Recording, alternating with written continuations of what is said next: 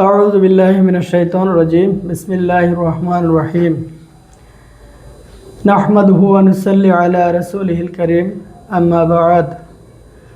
সম্মানিত উপস্থিতি, সকল প্রশংসা আল্লাহর জন্য, যিনি সমগ্র মাখলুকাতের একমাত্র রব এবং সমগ্র মাখলুকাতের একমাত্র ইলাহ, যিনি ছাড়া ইবাদত পাওয়ার আর দ্বিতীয় কেউ নেই।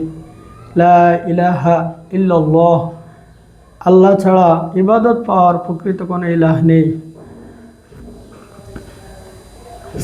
সালাম ও দুরুদ মানবতার মুক্তির দূত মুহাম্মদ রাসূলুল্লাহ সাল্লাল্লাহু আলাইহি সাল্লামের পর, যিনি সমগ্র জাহানের জন্য রহমত হিসেবে প্রেরিত হয়েছেন।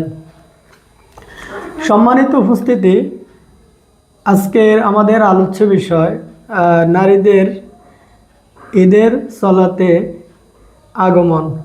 অর্থাৎ আমাদের যে মুসলমানদের জন্য আল্লাহ সুবহানাহু ওয়া তাআলা দুইটা ঈদ দিয়েছেন, সেই দুইটা ঈদে নারীরা অবস্থান করবে কিনা, ঈদের জামাতে আসবেন কিনা, ঈদের আনন্দের সাথে মুসলিম নারীরা শরিক হবেন কিনা ঈদের মাঠে এসে, আর সেটা আমাদের বর্তমান দৃষ্টিকোণ আর রাসূল সাল্লাল্লাহু আলাইহি সাল্লামের যুগে কেমন ছিল, সেটা আশা করি আপনারা দলিল ভিত্তিক আলোচনা থেকে বুঝতে পারবেন।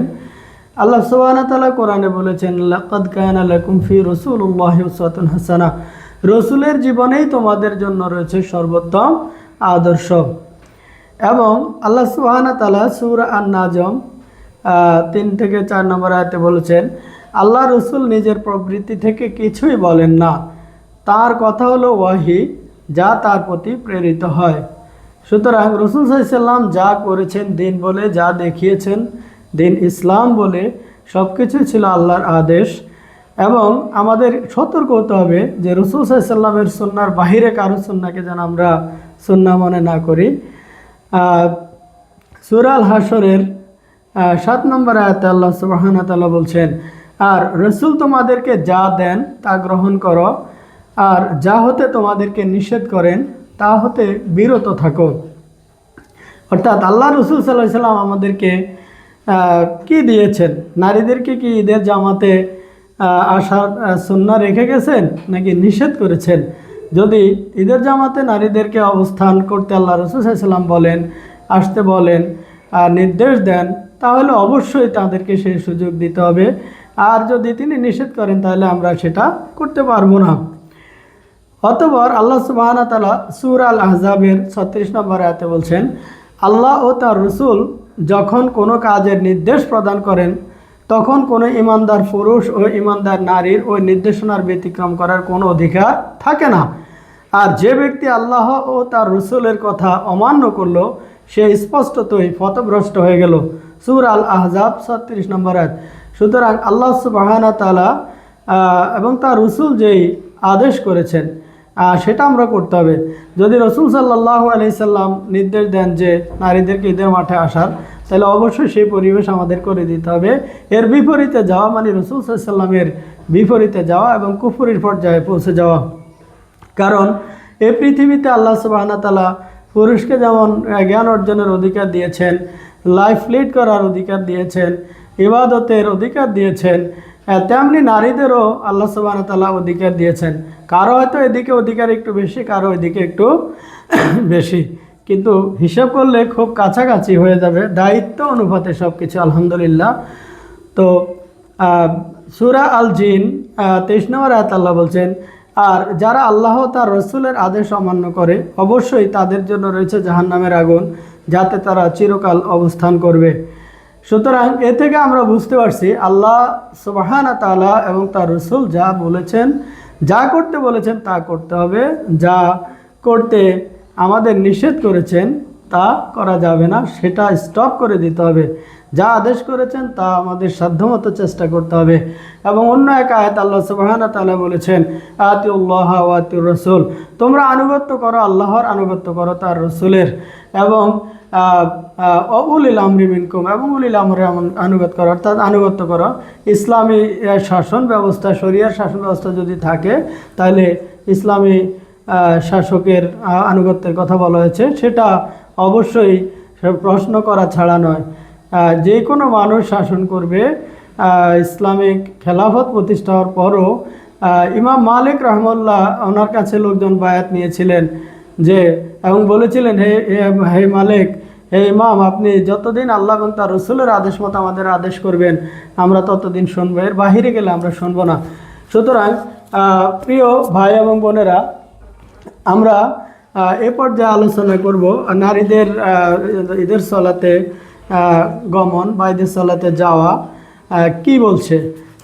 আমার হাতে এই মুহূর্তে আছে সহিহুল বুখারী তাহির পাবলিকেশন প্রথম খণ্ড, হাদিস নাম্বার 974 হাদিস নাম্বার।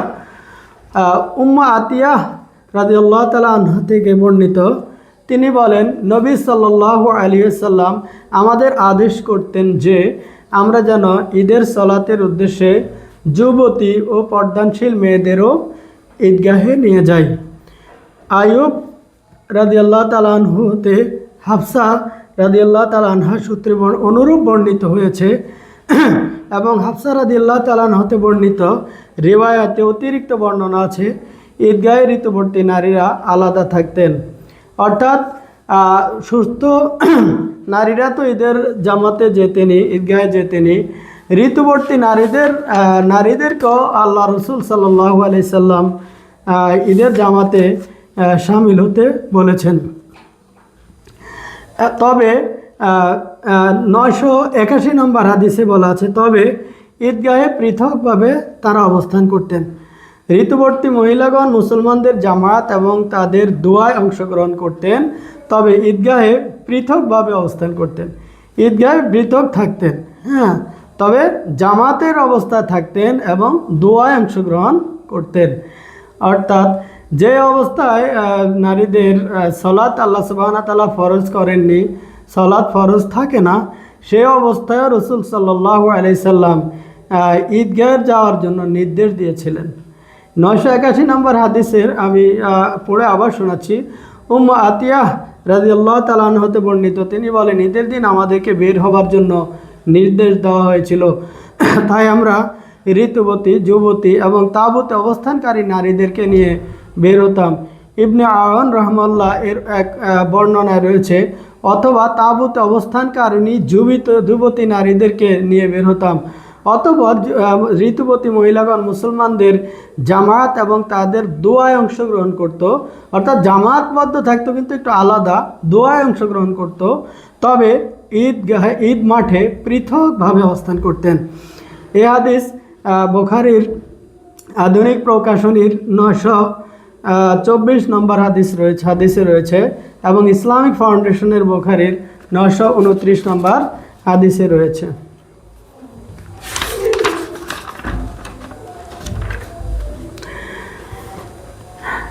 এবার তাওহীদ পাবলিকেশনের 979 নম্বর হাদিস, ইবনে জুরায়েজ রাহমাহুল্লাহ বলেছেন, হাসান ইবনে মুসলিম রাহমাহুল্লাহ তাউস রাহমাহুল্লাহ এর মাধ্যমে ইবনে আব্বাস রাদিয়াল্লাহু তাআলা আনহু হতে আমার নিকট বর্ণনা করেছেন।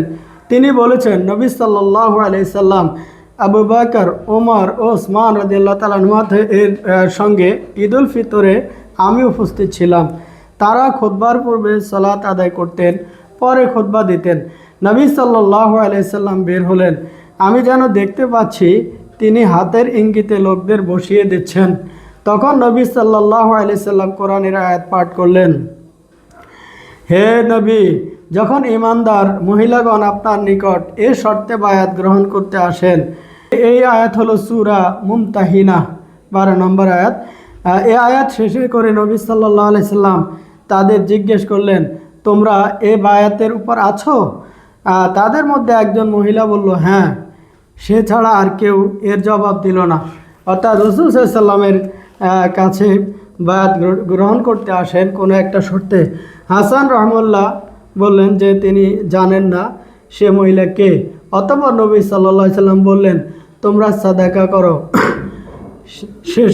সে সময় বিলাল নারীদেরকে বললেন, তোমরা সাদাকা করো। সে সময় বিলাল রাদিয়াল্লাহু তাআলা আনহু তার কাপড় প্রসারিত করে বললেন, আমার বাপ মা আপনাদের জন্য কোরবান হোক, আসুন আপনারা দান করুন। তখন নারীগণ তাদের ছোট বড় আংটিগুলো বেলাল রাদিয়াল্লাহু তাআলা আনহুর কাপড়ের মধ্যে ফেলতে লাগলেন। সুতরাং আমরা এখানে যা দেখতেছি যে আল্লাহ রসুল সাল্লাল্লাহু আলাইহি ওয়াসাল্লাম নারীদেরকে ঈদের জামাতে যাওয়ার কত গুরুত্ব দিয়েছেন, এই হাদিসগুলো তারই ইঙ্গিত বহন করে। এবং বিলাল রাদিয়াল্লাহু তাআলা আনহু নারীদের থেকে তাদের সাদকা গ্রহণ করেছেন, তারা আংটি বা অর্থ কড়ি এগুলো দান করেছেন। এবং এখানে আমাদের কাছে একবারে সুস্পষ্ট যে নারীদেরকে ঈদগাহ যাওয়ার জন্য রাসূল সাল্লাল্লাহু আলাইহি সাল্লামের নির্দেশ কেমন।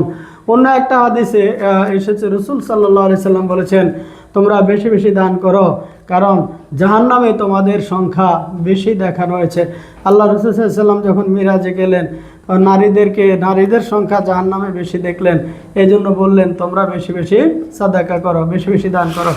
এবার আসুন আমরা হাদিস একাডেমি দ্বিতীয় খণ্ডে আমরা দেখি একই হাদিস আসছে যে আবু রবি আজ-জাহরানি রাহমাহুল্লাহ উম্মে আতিয়া রাদিয়াল্লাহু তাআলা থেকে বর্ণিত, আমাদেরকে নবী সাল্লাল্লাহু আলাইহি সাল্লাম আদেশ করেছেন আমরা যেন পরিণত বয়স্কা মেয়েদেরকে ও পর্দাশীল মেয়ে লোকদেরকে ঈদের সালাতে যাওয়ার জন্য বলি। এখানে পর্দাশীল নারীরা অবশ্যই সবাই পর্দাশীল, কিন্তু এখানে পর্দাশীল বলতে তাদেরকে বোঝানো হয়েছে যারা বেশিরভাগ সময় তাঁবুর ভিতরে অবস্থান করতেন, লোকচক্ষুর আড়ালে বেশিরভাগ সময় থাকতেন এবং মানুষের সামনে আসতেন না, এমন নারীদেরকেও কিন্তু রাসূল সাল্লাল্লাহু আলাইহি ওয়াসাল্লাম নির্দেশ দিয়েছেন ঈদের সালাতে যাওয়ার জন্য। এবং তিনি ঋতুবর্তী নারীদের আদেশ করেছেন তারা যেন মুসলিমদের সালাতের স্থান থেকে কিছুটা পৃথক থাকে। মুসলিমরা সালাত আদায় করবেন, এ থেকে একটু দূরত্বে থাকবে, আলাদা থাকবে, দোয়ায় শরিক হবে এবং জামাতবদ্ধ থাকবে, কিন্তু একটু দূরত্বে। এটা মুসলিম শরীফের সহিহ মুসলিমের ইসলামিক ফাউন্ডেশন 1924, ইসলামিক সেন্টারে 1931 নম্বর হাদিস। আচ্ছা, সো 1941 নম্বর হাদিস আমর আন-নাকিদ রাহমাহুল্লাহ উম্মে আতিয়া রাদিয়াল্লাহু তাআলা থেকে বর্ণিত, তিনি বলেন আমাদেরকে রাসূলুল্লাহ সাল্লাল্লাহু আলাইহি ওয়াসাল্লাম আদেশ করেছেন আমরা যেন মহিলাদেরকে ঈদুল ফিতর ও ঈদুল আজহাতে বের করে দেই, পরিণত বয়স্কা, ঋতুবর্তী ও গৃহবাসিনী সবাইকে। তবে ঋতুবর্তী মহিলারা সালাত থেকে বিরত থাকবে, বাকি পুণ্যের কাজে ও মুসলিমদের দোয়া শরিক হবেন। আমরা একটু আগে বলেছি যে সালাতে তা নারীরা ঋতুবর্তীরা অংশগ্রহণ করতে পারবে না, কারণ ওই অবস্থা যে কোনো সালাতে তাদের জন্য নিষিদ্ধ, কিন্তু দোয়া অংশগ্রহণ করবেন এবং মুসলিম জামাতের অন্তর্ভুক্ত থাকবেন, ঈদের আনন্দে অন্তর্ভুক্ত হবেন, খুতবা শুনবেন, অনেক কিছু জানবেন। আমি বললাম, হে আল্লাহ রসুল সাল্লাল্লাহু আলাইহি সাল্লাম, আমাদের কারো কারো চাদর ও ওড়না নেই। রাসূলুল্লাহ সাল্লাল্লাহু আলাইহি সাল্লাম বললেন তাকে তার বোন নিজ চাদর বা ওড়না পরিয়ে দিবে। অর্থাৎ কারো চাদর নাই, ওড়না নাই, কি পরে ঈদের মাঠে যাবে? এই অবস্থায় আল্লাহ রসুল সাল্লাল্লাহু আলাইহি সাল্লাম বলেছেন যে তোমাদের যে বোনের ওড়না আছে, চাদর আছে, সে যেন তা যে বোনের নাই তাকে ওড়না চাদর ধার দেয়, পরিয়ে দেয়। এতটা গুরুত্ব দিয়েছেন আল্লাহ রসুল সাল্লাল্লাহু আলাইহি সাল্লাম। প্রিয় ভাই, আমাদের আসলে একটা জিনিস ভাবতে হবে যে আল্লাহ রসুল সাল্লাল্লাহু আলাইহি সাল্লাম আমাদের যা দিয়েছেন আমরা কি তার উপর আছি? আমরা আমাদের নারীদের মসজিদে যাইতে অনেক সময় উৎসাহিত করি না, বারণ করি। মসজিদে যাইতে বাধ্য করা যাবে না, কিন্তু মসজিদে যেতে চাইলে যাওয়ার সুযোগ করে দিতে হবে এবং নিষেধ করা যাবে না। সালাত আদায় করতে চাইলে জামাতবদ্ধ হয়ে। আর ঈদের সালাতে যাওয়ার জন্য তো রাসূল সাল্লাল্লাহু আলাইহি সাল্লাম নির্দেশ দিয়েছেন। সুতরাং আমরা যেন আমাদের যে কোনো এলাকায় আমরা থাকি, দায়িত্বশীল ভূমিকা আছে, আমরা যেন আমাদের নারীদের ঈদের জামাতে সামিল হওয়ার জন্য নিরাপদ একটা পরিবেশ করে দেয়, নিরাপদ একটা এরিয়া করে দেয়, যারা প্যান্ডেলের একটু আড়ালে পর্দার সাথে জামাতবদ্ধ থাকবেন। এমনকি ঋতুবতী নারীরাও যেন কোনো শর্ত না দেখান, তারাও একটু দূরত্বে থাকবেন, যেটা রাসূল সাল্লাল্লাহু আলাইহি ওয়াসাল্লাম সুন্নাহ থেকে প্রমাণিত। সুতরাং আমরা আমাদের নিজস্ব মন গড়া, আমাদের নিজস্ব ইচ্ছা আকাঙ্ক্ষার প্রতিফলন না ঘটিয়ে আমরা যেন রাসূল সাল্লাল্লাহু আলাইহি সাল্লামের ইচ্ছা, রাসূল সাল্লাল্লাহু আলাইহি সাল্লামের নির্দেশকে বাস্তবায়ন করি। আমরা ইতিমধ্যে জেনেছি, আমি শুরুতেই বলেছি যে রাসূল সাল্লাল্লাহু আলাইহি সাল্লামের আনুগত্য না করলে আল্লাহর আনুগত্য করা হয় না। আর রাসূল সাল্লাল্লাহু আলাইহি সাল্লামের আনুগত্য যদি আমরা না করি তাহলে সেটা তো কুফরের শামিল। রাসূল সাল্লাল্লাহু আলাইহি ওয়াসাল্লাম যে সমাজ ব্যবস্থা দিয়েছেন, যে কালচার, যে সংস্কৃতি দিয়েছেন, সেটা থেকে নারীদের মাহরুম করার আমাদের আসলে কোনো অধিকার নেই। এই সাহসই বা আমরা করি কিভাবে? আর এইভাবে আমরা একটা জাতির নারী সম্প্রদায়কে কিভাবে ঈদের আনন্দ, ঈদের কালচার, সংস্কৃতি, ঈদের দিনের খুতবা থেকে যে জ্ঞান অর্জন করবে সেটা থেকে বঞ্চিত রাখি? আমাদেরকে আল্লাহ সুবহানাহু ওয়া তাআলা সুবোধ দান করুন, আমাদেরকে আরও বেশি ভাবার তৌফিক দান করুন।